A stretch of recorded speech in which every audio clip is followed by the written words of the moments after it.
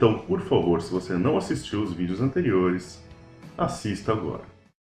Os homens evoluíram dos macacos? O homem surgiu dos macacos, se não, qual é sua descendência? Veja que aqui está escrito errado, na verdade seria ascendência. Como o macaco se transformou em homem? Quanto tempo demorou a evolução do macaco para o homem? Por que alguns macacos evoluem para homens e outros não? Como surgiram os macacos e seus antecessores? Antes do Homo sapiens, havia quantas outras espécies descendentes do macaco? Quais são elas? Ainda existem essas outras espécies vivas? Excelente pergunta. As cores dos homens têm relação com a evolução, cor da pele, né? É possível alguns terem evoluído mais do que outros? Vamos dar uma olhada nisso tudo. Muito bem. Este aqui é o ancestral dos primatas, conhecido provavelmente, chamado Plesiadaps. Um fóssil encontrado que data de mais ou menos 60 milhões de anos e tinha mais ou menos essa cara. Claro que isso aqui é uma representação artística do fóssil, então, como o animal era. Esse aqui é o cladograma dos primatas, dos principais grupos de primatas. O que é um cladograma, ou árvore filogenética? É uma representação de como grupos de seres vivos do seu interesse, que você está estudando, se relacionam entre si em grau de parentesco. Aqui estão representados os principais grupos de primatas, mas nós estamos interessados mesmo ali na extrema direita, nos hominídeos. Veja que, não por acidente, tem dois animais representados ali no grupo de hominídeos. Sim, porque hominídeos não compreende somente o Homo sapiens, somente o homem. Vamos olhar esse grupo hominídeo, o cladograma deles. Vamos ver o que tem lá dentro. Quais são os animais que são compreendidos por esse grupo. Aqui está o clado hominídeo, o cladograma dos hominídeos, a árvore filogenética dos hominídeos. Estão representados aqui os seus principais grupos, na verdade quase todos os grupos, porque o que não tem aqui é que da esquerda para a direita ali, orangotangos, na verdade existem duas espécies, gorilas existem duas espécies e chimpanzés existem duas espécies também. Chimpanzé é o chimpanzé e o bonobo, gorila, gorila da montanha, gorila do Congo e orangotango, orangotango de Sumatra, orangotango de Bornéu. E ali na direita, lá em cima, nós temos os hominines. Aí sim, que grupo é esse? Quem é que é compreendido por esse grupo hominine? Será que são só os Homo sapiens? Somos só nós humanos? Muito bem, vamos dar uma olhada nessa divisão aqui, que é o que nos interessa. Alguma coisa aconteceu nesse nó que separou essas populações que deram origem ao chimpanzé atual e ao Homo sapiens atual. A gente vai tentar ver o que é que aconteceu aí nessa divisão e vamos ver o que é que aconteceu neste braço aqui, que é a evolução do homem. O que é que nós temos aqui? Bom, aqui nós temos todos os parentes do ser humano mais próximos do que o chimpanzé. Essa divisão aconteceu, calcula-se, há mais ou menos 7 milhões de anos. Então, há 7 milhões de anos viveu o nosso ancestral em comum com os chimpanzés. Como eu disse aqui nesse braço, estão todos os nossos parentes mais próximos que o chimpanzé. Infelizmente, estão todos extintos, todos mortos, nenhum deles vive. Mas a boa notícia é que eles deixaram um excelente registro fóssil. Então a gente consegue ter uma boa ideia de como aconteceu essa progressão. Então vamos dar uma olhada nesse grupo hominine. O primeiro hominine que nós temos notícia, que nós temos fósseis, é o tal do Australopithecus. Tenhamos em mente que o Australopithecus é um gênero e não uma espécie. Existem várias espécies de Australopithecus e essas espécies estão constantemente sendo realocadas numa árvore filogenética, na sua posição taxonômica. Então a gente vai tratar do Australopithecus aqui como um gênero, como um grupo, e não vamos chegar no nível específico dele. Bom, algumas características desse Australopithecus. Tinha mais ou menos 1,20 m de altura, assim, eram bem baixos, né? Já andavam eretos. Vejam bem, aqui a gente já existe o bipedalismo, tá? A capacidade craniana não é lá muito impressionante, um pouco maior do que os chimpanzés. E a gente tem registro fóssil deles de 4 milhões até 2 milhões de anos atrás, ou seja, uma espécie que viveu durante 2 milhões de anos é muita coisa, especialmente considerando que o nosso tempo de vida do Homo sapiens. A gente sabe que existiam vários hábitos de vida diferentes entre as espécies diferentes de australopithecus, mas a que deu origem ao ser humano foi uma linhagem onívora, que se alimentava tanto de vegetais quanto de animais mortos, carniceiros no começo, eram apenas carniceiros australopithecus. Muito bem, como aconteceu essa divisão? Nós temos aqui uma boa ideia de como ela aconteceu. Esse aqui é um mapa da África, você pode reparar ali que na direita da África nós temos uma falha geológica chamada de Rift Africano. Se a gente olhar mais de perto aqui, dá para notar inclusive o movimento das placas tectônicas, que ela está se rompendo. Realmente essa parte da África no futuro, ela vai estar completamente destacada, vai virar uma ilha. E aqui está o Rift, uma grande falha na Terra. Lembra lá do exemplo dos besouros que a gente trabalhou? O que aconteceu nessa população de besouros? Tinha lá um ambiente igual, inteiro, e uma espécie de besouro só, que estava lá feliz e contente. De repente esses ambientes mudaram, houve um alagamento ali, os ambientes mudaram, de um lado ficou um tipo de besouro, do outro lado outro tipo de besouro. Sim, nós podemos aplicar esse exemplo na nossa teoria de como separou aqueles ancestrais que deram origem aos chimpanzés e o homem. Então imagine aqui uma floresta, tá? Um ambiente de floresta, onde nós temos o nosso primata. Em primeiro lugar, eu peço desculpas por esse desenho, porque obviamente isso aqui é um primata atual, né, com rabo e tudo mais. Nós estamos falando de alguma coisa primitiva, que não tinha essa cara. Mas eu vou usar ele como representação. Eu não sei desenhar, então não tenho como reproduzir o desenho que eu tenho em mente. Então aqui, nessa floresta, está cheio de primatas, tá? Os macacoides, os macacões, estão nessa floresta. Felizes e contentes, estão perfeitamente adaptados a esse ambiente de vida. De repente, surge o Rift Africano e separa duas populações. Né? Era uma população só, foi separada em duas. Igualzinho aconteceu no exemplo dos besouros. O que acontece agora com essas duas populações? Muito bem, então eu tenho duas populações separadas aqui. A direita do Rift e a esquerda do Rift africano. O que acontece com a população aqui à esquerda do Rift, esses macacos? Ora, eles estão muito bem, obrigado. Afinal de contas, eles mantiveram o seu habitat natural, o seu hábitat natural. Eles estão na selva africana, um lugar cheio de árvores, eles tinham um hábito de vida provavelmente arborícola mesmo, e mantiveram o seu hábito arborícola. Muito bem. E esses caras aqui da direita, o que aconteceu com eles? Bom, esses aqui sim passaram perrengue. Eles ficaram numa área que eles não estavam muito bem adaptados, que é a savana africana. Dá uma olhada na paisagem da savana africana, não tem muitas árvores. Isso aqui, para um animal de hábito arborícola, é um pouco complicado de se adaptar, um pouco complicado.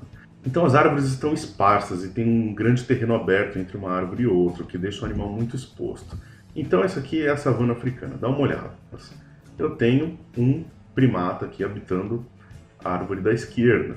Ele coleta ali naquela árvore frutos, insetos que estão ali para comer e de repente ele se vê obrigado a sair dali, ele precisa chegar até outra árvore. Muito bem, parece uma tarefa simples, só que quando ele está no meio do caminho, um grande predador aparece. Sim, os ancestrais dos homens foram extremamente predados, principalmente por grandes felinos. Foi uma pressão seletiva muito forte que nós tivemos. Então esse aqui já era, morreu. A locomoção dele não ajudou ele nesse ambiente aberto.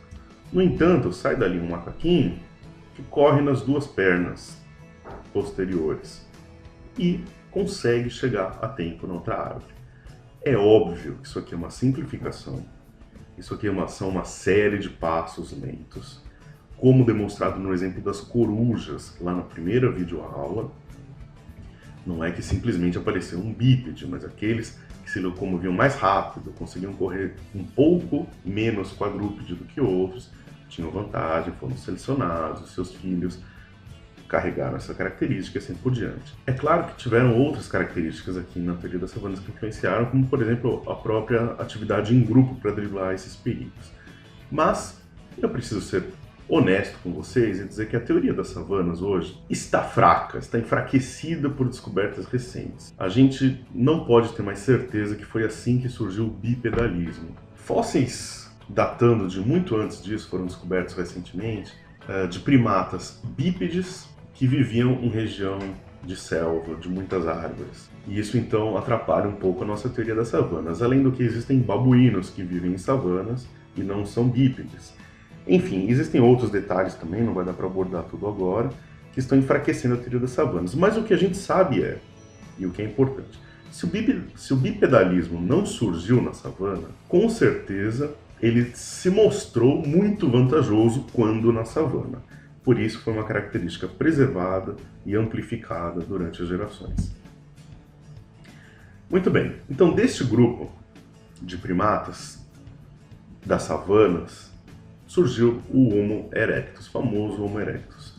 Vamos dar uma olhada nas suas características gerais. Primeiro, ele tinha um cérebro maior, bem maior do que o Australopithecus. Ele já começou a desenvolver a sua tecnologia de pedra lascada. Veja bem, eles não caçavam aqui. O que eles faziam? Usavam pedras lascadas para correr até uma carcaça. Basicamente, o que eles faziam era roubar a presa de um outro grande predador. Arrancavam os nacos de carne que conseguiam e saíam correndo. E com a pedra lascada eles conseguiam fazer isso mais rápido. Não usavam mais as árvores, não existe nenhum motivo que nos faz acreditar que eles usavam árvores como locomoção ou como abrigo.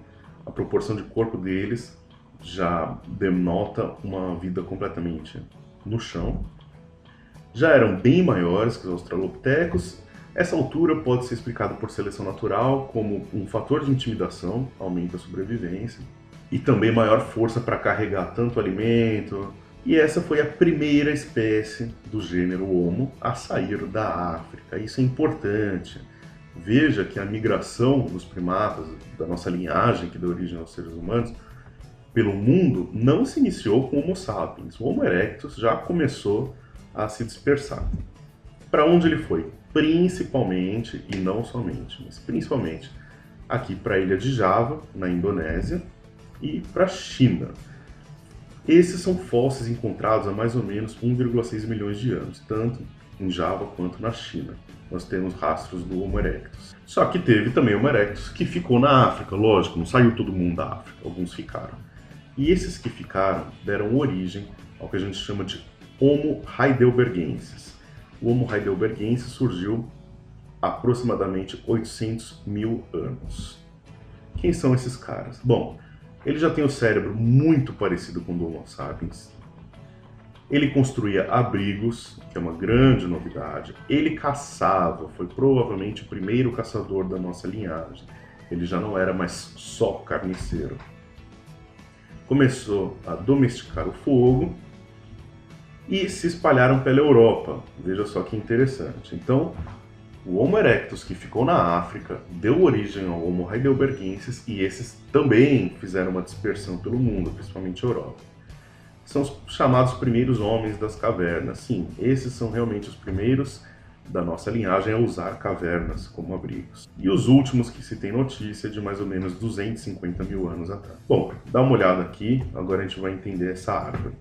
Como o Homo heidelbergensis deu origem aos outros hominini que nós conhecemos. Bom, os que ficaram na África deu origem ao Homo sapiens, nós, viva. Então, sim, o ser humano tem sua origem na África. O Homo sapiens apareceu em primeiro lugar na África. Só que os da Europa, os que migraram para a Europa, deu origem ao homem de Neandertal, Homo neanderthalensis. Isso mais ou menos 200 mil anos atrás. Sim, o homem de Neandertal não é mais antigo do que nós. Ele teve o seu aparecimento mais ou menos no mesmo tempo que nós. É o nosso grupo irmão. Eles não são mais primitivos ou menos evoluídos, como você quiser chamar.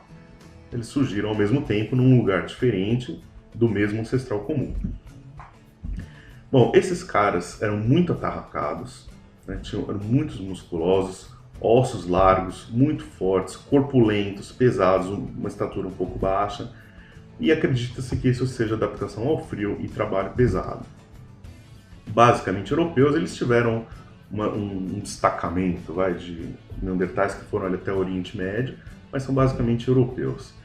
e eles enterravam seus mortos. Só que nenhum sinal de rituais, de adornos, de significações subjetivas. Provavelmente era uma questão higiênica para não atrair animais ou espalhar doenças. E os últimos viveram há mais ou menos 29 mil anos, o que é interessante. Coincide com a dispersão do Homo sapiens na Europa. Ou seja, nós, Homo sapiens, estamos extinguindo espécies há muito mais tempo do que nós imaginamos. 30 mil anos atrás, mais ou menos, o que aconteceu. Esse é um dos quadros mais interessantes que eu vejo. Existiam pelo menos 3 espécies de hominine vivendo simultaneamente ao mesmo tempo no nosso planeta. O homem de Neandertal, na Europa, o Homo sapiens, na África e há 30 mil anos já, ali no Oriente Médio, e o Homo erectus, ainda estava vivo, sim, lá na ilha de Java. Isso faz a gente pensar, se hoje em dia a gente tem tanto problema com racismo, com problemas de pessoas de cor de pele diferente, imagina se essas 3 espécies estivessem vivas até hoje. Como seriam nossas políticas internacionais? Como seria a nossa definição de ser humano? Como seriam os direitos humanos? Se estenderiam essas outras 2 espécies? Como ficaria isso? É interessante pensar a respeito. Muito bem. 200 mil anos atrás, então, aparece o ser humano, nós. Vamos ver o que aconteceu, então, com a nossa dispersão. Primeiro, fica claro aqui que o homem não veio do macaco. O homem faz parte desse grupo de primatas. O homem é um macaco. Não é porque é um grupo que se destacou ali dos ancestrais com o chimpanzé, por exemplo, que passou a ser de um grupo diferente. É um grupo específico, claro, o hominine, gênero Homo, mas o grande grupo ali, primatas, mantém o mesmo. É a mesma coisa que você falar que um bonobo, um chimpanzé bonobo, não é mais um macaco. Ele continua sendo um macaco, assim como nós continuamos sendo macacos. Nós somos macacos.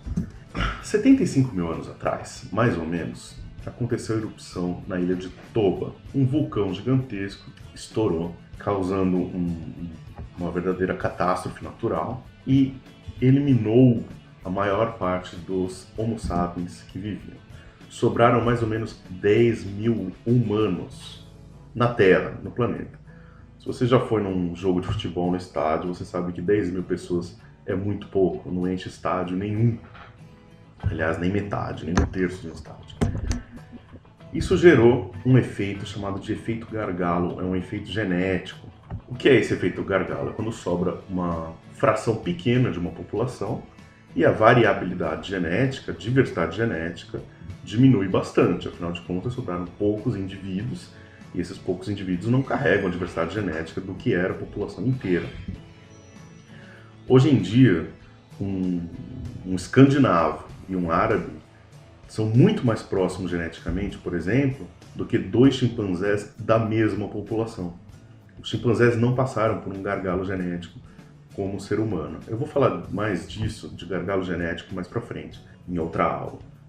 Mas os chimpanzés não passaram por isso, então eles têm uma diversidade genética muito maior, muito mais absurda do que nós, seres humanos. Nós somos parentes muito próximos. Todos os seres humanos que vivem nessa terra somos descendentes de pelo menos de um grupo pequeno ali de 10 mil sobreviventes.